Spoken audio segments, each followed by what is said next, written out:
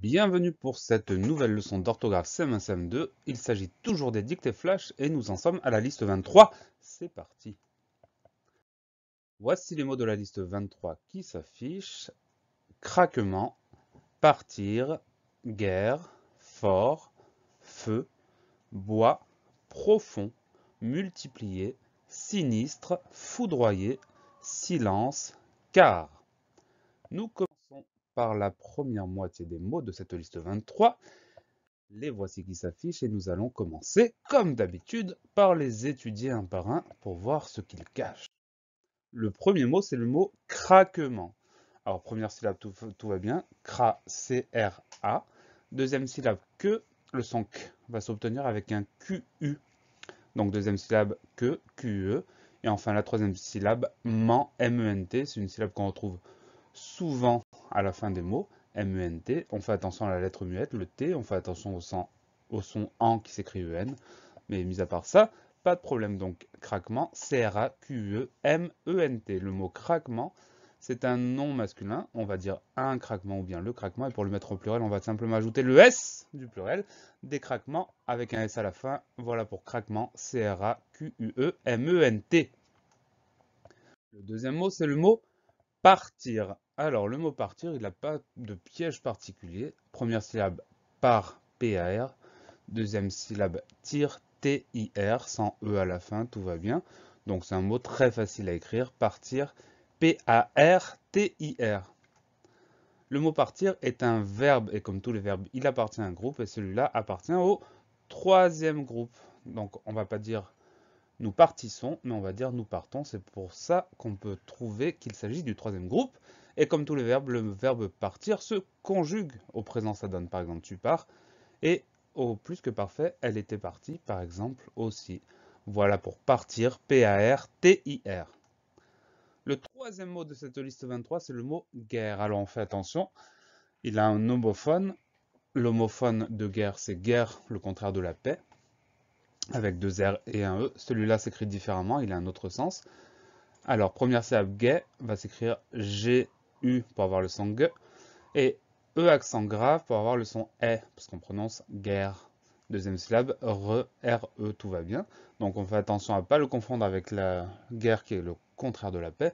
On fait attention à penser à l'accent grave sur le E pour avoir le son E, et au fait qu'il n'y ait qu'un seul R. Voilà pour guerre, G-U, E accent grave, R-E.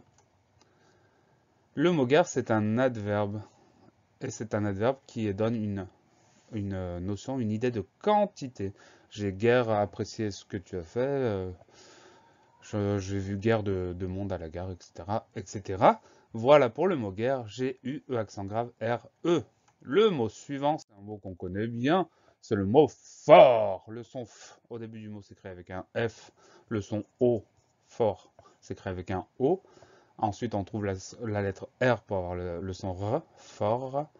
Et on a une lettre muette à la fin, c'est le petit t. Alors, le petit t, on peut le retrouver en mettant le mot au féminin. On dira forte, donc on entend ce t, on retrouve cette lettre, donc pas de problème particulier. On fait attention à ce t muet, mais on s'en souvient assez bien en utilisant le féminin fort, F-O-R-T. Le mot fort, c'est un adjectif qualificatif, et comme tous les adjectifs, on va le décliner au masculin singulier, ça donne fort, F-O-R-T, comme dans la liste. Masculin pluriel, on ajoute le S du pluriel fort, F-O-R-T-S. Féminin singulier, on va ajouter le E, ce qui nous permet d'entendre le son T. Forte, F-O-R-T, E du féminin. Et enfin, féminin pluriel, F-O-R-T, E du féminin, S du pluriel, forte avec un S à la fin. Voilà pour le mot fort, F-O-R-T. Le mot suivant, c'est le mot feu. Alors, le mot feu, il y a une seule syllabe, tout va bien. On fait attention au son F qui s'écrit avec un F, mais ça, c'est pas une surprise. Ensuite, le son E s'obtient avec un E et un U. Donc, on n'oublie pas ce U là. Feu, F-E-U. Le mot feu, c'est un nom masculin, on dira donc le feu ou un feu. Et pour le mettre au pluriel, on va simplement ajouter le petit X du pluriel, des feux avec un X à la fin. Donc, on fait attention, c'est un pluriel particulier avec un X à la fin.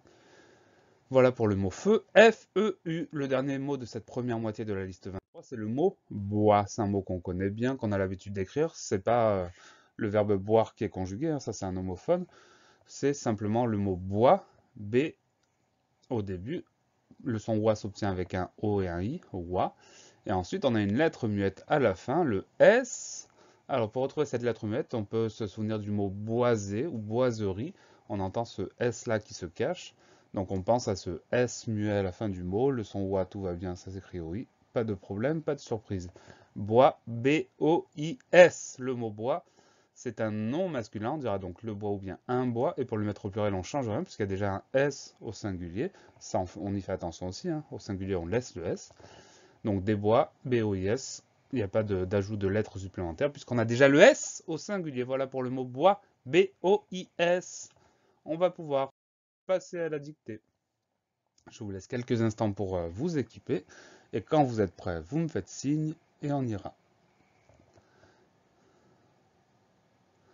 Ça y est, vous êtes prêts? Pas encore? Allez, quelques secondes. Et c'est parti. Craquement. Craquement.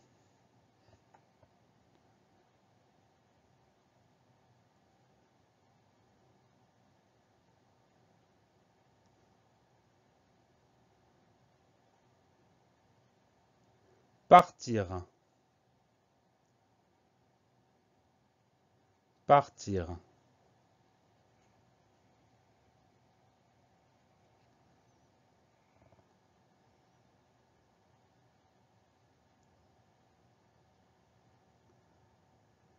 Guerre.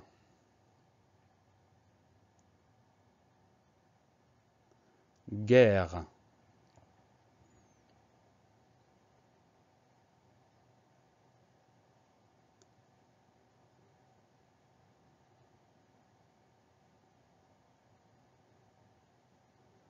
Fort. Fort.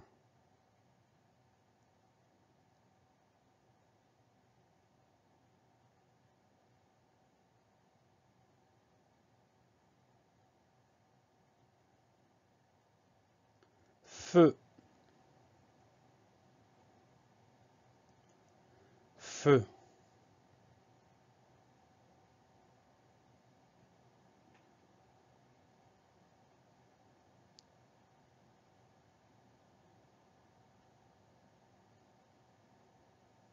Bois.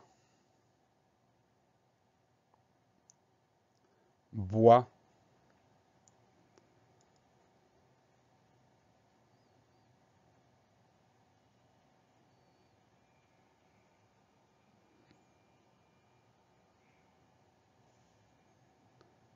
La dictée est maintenant terminée. Les mots de la liste s'affichent, vous allez pouvoir vérifier ce que vous avez écrit. Moi, je vous donne rendez-vous très bientôt pour la deuxième moitié de ces mots de la liste 23. Et d'ici là, travaillez bien.